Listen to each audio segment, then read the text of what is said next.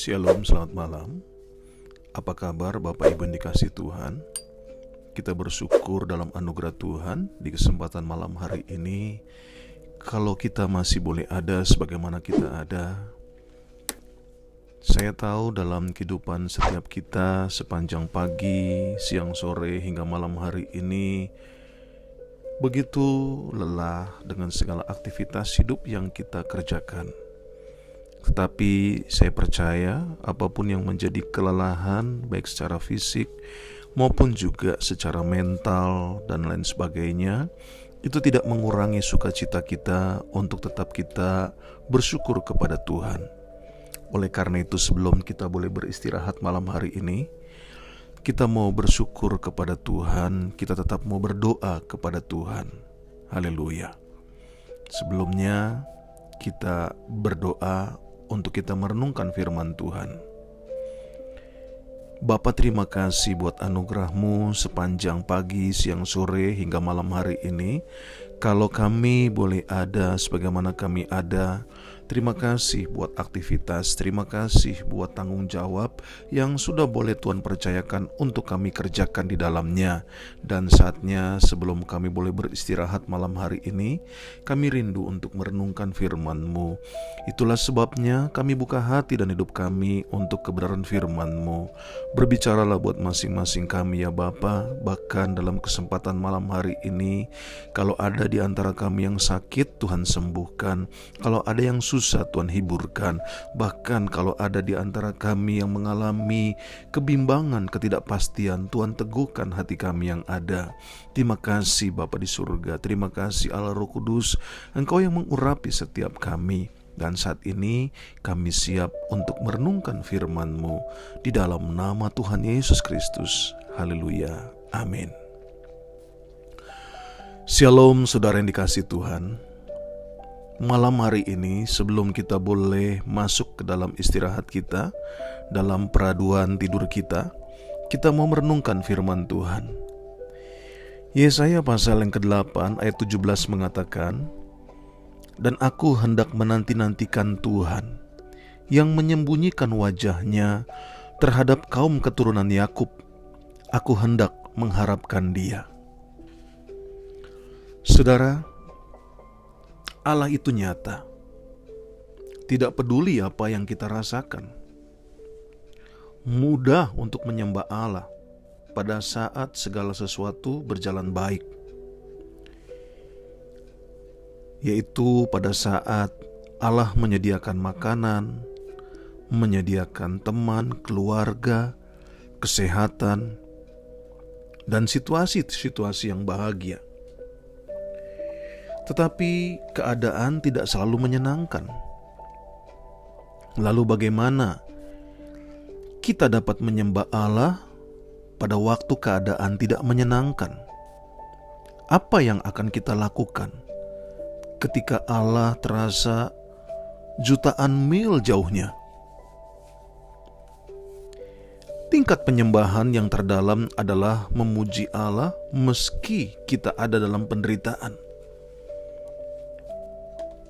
Tingkat penyembahan yang terdalam kepada Allah adalah ketika kita dapat mengucap syukur kepadanya dalam saat-saat pencobaan. Bahkan tingkat penyembahan kita kepada Allah yang terdalam adalah kita tetap berharap kepadanya, walaupun saat ini kita ada di dalam keadaan dicobai. Bahkan tingkat penyembahan yang terdalam dalam kehidupan kita adalah saat kita berserah diri sementara kita ada dalam penderitaan. Bahkan tingkat penyembahan yang terdalam pada saat kita memuji Allah adalah kita mengasihi Dia ketika Dia terasa jauh. Persahabatan seringkali diuji melalui perpisahan dan diam. Kita dipisahkan oleh jarak fisik atau kita tidak bisa berbicara. Nah, persahabatan dengan Allah, kita tidak akan selalu merasa dekat dengannya. Ingat, setiap hubungan meliputi saat-saat dekat dan saat-saat jauh. Dan dalam hubungan dengan Allah, betapapun akrabnya, keadaan itu juga berlaku. Saat jauhnya adalah ketika penyembahan menjadi sulit. Untuk mendewasakan persahabatan kita, Allah kadangkala menguji dengan masa-masa yang rasanya seperti perpisahan. Bahkan untuk mendewasakan persahabatan kita dengan Allah, Allah kadangkala juga mengizinkan masa-masa seolah-olah bahwa Allah telah meninggalkan dan melupakan kita. Allah terasa begitu jauh. Bahkan rasanya jutaan mil dalam kehidupan kita. Selain Yesus, Daud pernah memiliki persahabatan yang paling dekat dengan Allah dibandingkan dengan siapapun. Bahkan Allah berkenan memanggilnya sebagai seorang yang berkenan di hatinya. Namun Daud sering mengeluh karena ketidakhadiran Allah yang nyata. Ia berkata, "Tuhan, mengapa Engkau berdiri jauh-jauh? Mengapa Engkau bersembunyi pada waktu aku sangat memerlukan pertolongan-Mu?" Mazmur pasal yang ke-10 ayat yang pertama. "Mengapa Engkau berdiri jauh-jauh ya Tuhan, dan menyembunyikan dirimu dalam waktu-waktu kesesakan? Mengapa Engkau meninggalkan aku? Mengapa Engkau tetap begitu jauh? Mengapa Engkau mengabaikan jeritanku, permintaan tolongku? Mengapa Engkau membuang aku?" Mazmur 22 ayat yang pertama. "Allahku, Allahku, mengapa Engkau meninggalkan aku? Aku berseru, tetapi Engkau tetap jauh dan tidak menolong aku." Bahkan di dalam Mazmur 43 ayat yang kedua, "Sebab Engkaulah Allah tempat pengungsianku. Mengapa Engkau membuang aku? Mengapa aku harus hidup berkabung di bawah impitan musuh?" Hal ini mungkin yang kita alami pada saat-saat ini. Tetapi sebagaimana yang dialami oleh Daud, Allah tidak benar-benar meninggalkan Daud. Demikian juga Allah tidak meninggalkan kita. Allah tidak meninggalkan saya dan Bapak Ibu Saudara. Bahkan Allah berkata, "Aku sekali-kali tidak akan membiarkan engkau, dan aku sekali-kali tidak akan meninggalkan engkau." Allah tidak berjanji engkau akan selalu merasakan hadiratku. Tetapi Allah juga mengakui kadang-kadang Dia menyembunyikan wajahnya dari kita. Ada saat-saat ketika Allah sepertinya menghilang dari kehidupan kita. Pada saat kita bangun suatu pagi dan kita mulai merasakan perasaan rohani kita lenyap. Pada saat kita berdoa, kita seperti tidak merasakan sesuatu yang terjadi. Bahkan pada saat kita mengusir roh jahat, seperti sesuatu tidak ada perubahan. Pada saat kita melakukan latihan-latihan rohani, pada saat kita meminta teman-teman berdoa bagi kita, pada saat kita mengakui setiap dosa yang dapat kita bayangkan, bahkan pada saat kita mulai meminta maaf kepada setiap orang yang kita kenal, kita bahkan berpuasa, kita melakukan hal-hal apa yang harus kita lakukan, tetapi seolah tidak ada apa-apa. Seolah kita mulai merasakan, kenapa saya tidak merasakan hadirat Tuhan?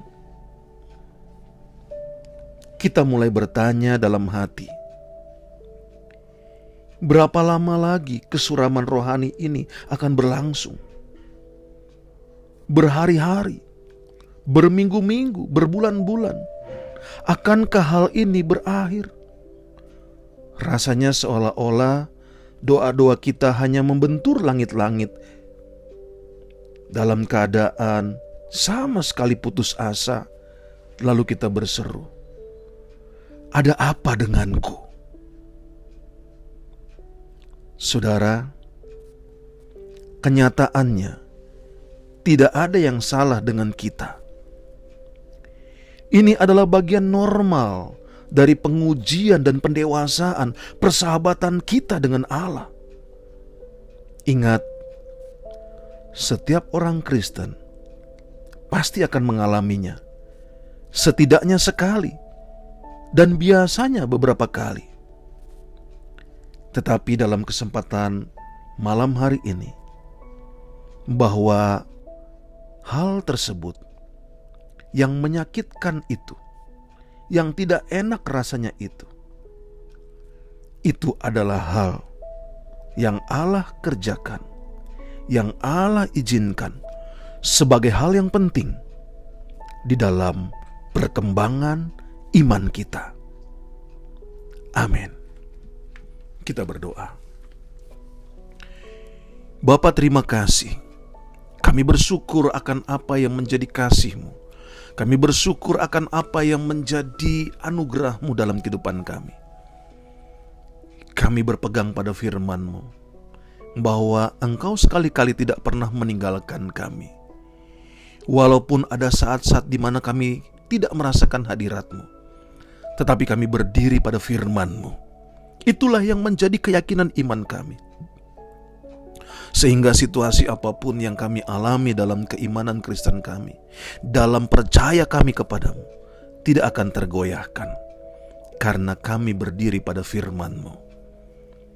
Bapa, terima kasih. Berkati setiap kami, lawat setiap kami, kuatkan iman kami. Dalam situasi kondisi di mana kami boleh mengalami pandemi COVID-19 ini, kami tetap percaya bahwa sekali-kali Tuhan tidak pernah meninggalkan kami. Sekali-kali Tuhan tidak akan pernah membiarkan kami. Inilah yang kami percaya. Kuatkan kami, hiburkan kami, mampukan kami. Terima kasih Bapa di surga.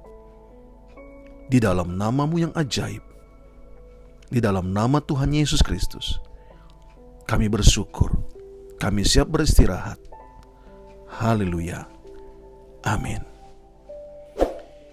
Saudara yang dikasihi Tuhan, ingat, Yesus Kristus Tuhan. Yesus Kristus tetap Tuhan. Yesus Kristus selama-lamanya Tuhan.